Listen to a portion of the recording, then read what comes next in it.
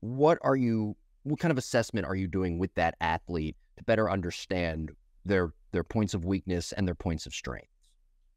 Well, they're going through a movement screen, a performance profile, like power profile. They're going through a throwing analysis. And then there's a lot you can tell when somebody walks in the door. So if there was like is there a mental side to your analysis? It's happening from every coach, and it's as the individual is walking in the door, right? So an athlete walks in our door for an evaluation, the coach is introducing them to every other coach that's there. The way in which that individual interacts with those other coaches gives us a great indication of what type of athlete this is going to be to work with, right? If they're secluded and reserved and they don't reach out their hand, they're not making a handshake gesture, or they're not trying to close the gap between the coach and themselves, we understand this athlete's a little reserved. Then we can look at the facial expressions that they're having while they're making this or not making this gesture. And you can read whether that's reservation or whether they're just not confident in what we have to offer.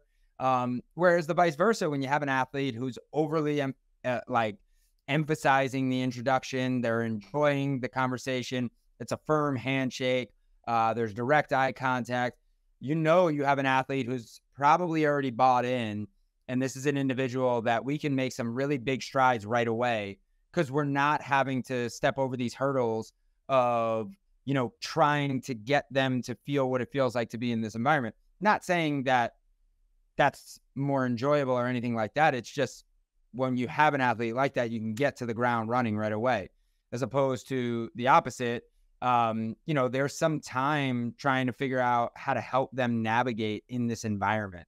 But ultimately, the movement screen is about uncovering any red flags that might exist from whether that's a joint perspective, whether that's a joint congruency perspective, or whether that's a movement-based perspective, like we work global to specific.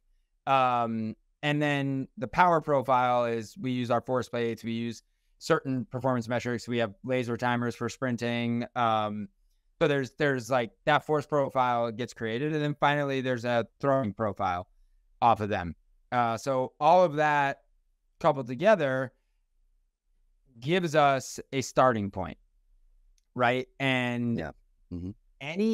any program, any individual, anything that says to you, you're not getting a cookie cutter program is lying to you, because you absolutely are.